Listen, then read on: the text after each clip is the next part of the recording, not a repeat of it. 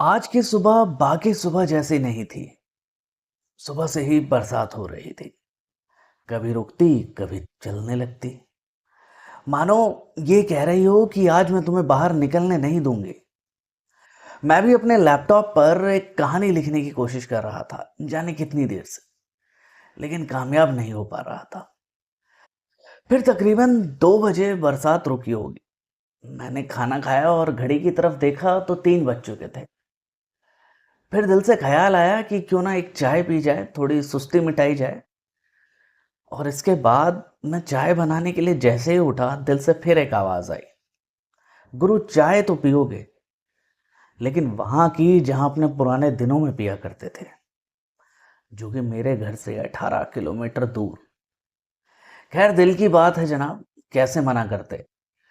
हमने भी फटाफट कैब बुक करी और पहुंच गए। 20-22 मिनट लगे होंगे। दुकान के बाहर हम थे। बरसात हल्की हो रही थी। काफी लोग चाय और समोसों का आनंद ले रहे थे और मेरी निगाहें गई एक शख्स पर, जो खंबे पर बैठा हुआ था। खंबा वही जिससे बिजली जाती है, लेकिन हिंदुस्तान में खंबे चाय वालों के काम भी आते हैं जब वो किसी काम के नहीं रहते। तो कहते हैं ना, कभी कभी वो चीज़ें भी बहुत काम दे जाती हैं जो नाकाम हो जाती हैं। मैंने चाचा से चाय ली और उसके बाद आवाज़ दी उस शख्स को, अनिकेत।